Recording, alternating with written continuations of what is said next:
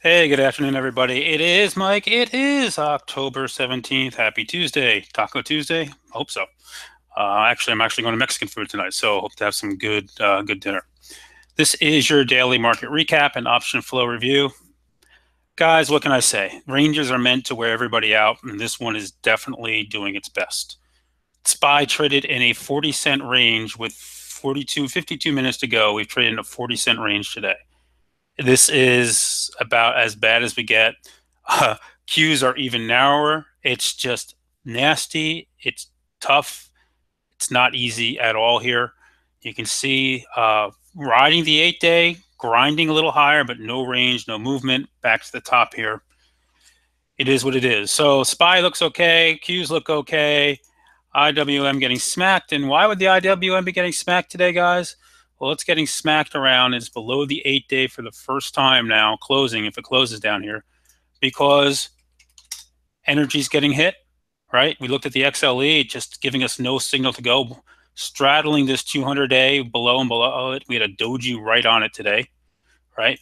Banks, XLF, getting smacked around a little bit here, getting hit, and biotech doing absolutely next to nothing most names. Although it's green, looks better than it is. It's up, but not much going on. So let's just dive into it. The option flow today was not a lot of help. One thing I'll point out, they had those call buyers yesterday at Adobe, and they came in to hit again today. This time they went to November's, I believe, right? Yeah, November 155s. No much reaction off of it. Haven't done anything with it. Not much reaction.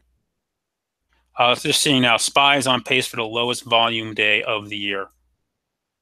I mean, that just tells you all you need to know. So nothing going on there. JP Morgan, they had some big call buying just came in. Big money into January 9750 calls up here. This is a name, one of the banks they still like. I keep an eye on it.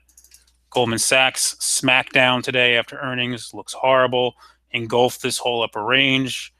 Underneath the 21-day, say goodbye. Good night, Gracie. Morgan Stanley hasn't done much.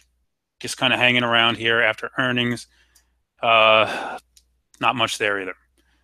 Over in biotech, we like Celgene this morning. Celgene has given a nice trade if you got into it. I did not get it, unfortunately. That was a good one. I am overnight in Ulta. I'm sitting in the November 210 calls. I am profitable at this point, and I plan on holding here.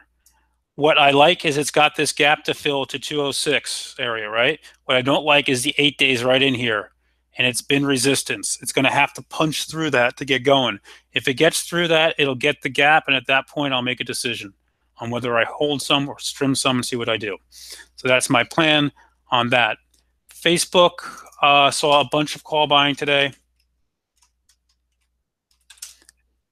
The stock's been all over the place. You can see they came in, a lot of weeklies and October 27th calls bought. Choppy, hard to trade, didn't really work. Apple, another name today, they came after a bunch of times.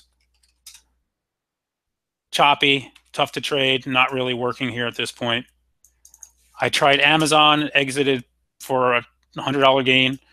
It didn't look like it up here the way the market was acting. I got out, and it was the right decision. I was in weeklies. I'll revisit that. I still like the setup in Amazon. It still looks better than most here, right? When I look at this on a long-term chart, right, I look at the 8-day, it's still holding this pivot. The close of this candle, it keeps holding it. As long as it's holding that, I'm bullish on it. What's another name? Baba. Lost 150 bucks in Baba today, guys. And it could have been a lot worse. I decided to try it off the 8-day as it came down, or 21 days it came down, and it just blew through it. I had a 15-cent stop loss on 10 options, got out. And at this point, when I look at this, we have not hit the 8-day in Baba since January. Check this, 50-day, sorry, since here. January 4th, right here, all the way back here. Look at that purple line. No, come close to it. I wonder if this is going to be the first test. So we'll have to see. You got a ways to go. But Baba, I have no position on at this point.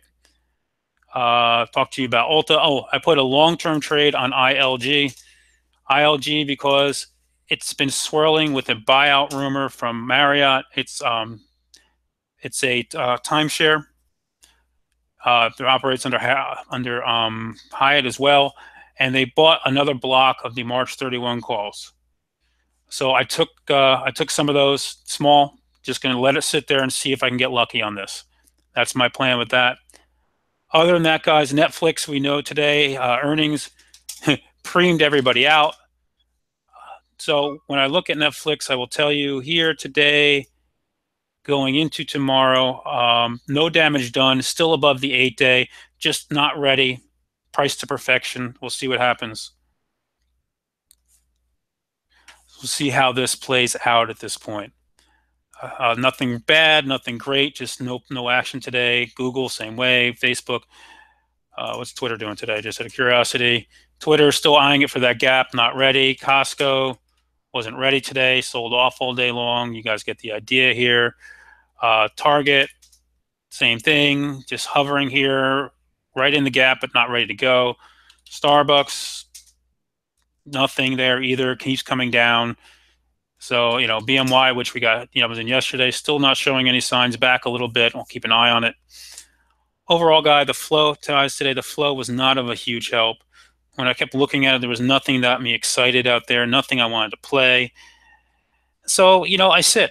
I'm going to sit in Ulta and we'll see what happens. So, one word, guys, tomorrow, I have to get out my car off for service at 7:30 in the morning. I may or may not be able to get the morning setups call in. By the time I get back from that, it's usually right around 9. So I'll probably be pretty busy, but I'll try to do something, get some stuff out there. Everybody have a wonderful night, and I'll see you in the morning. Take care.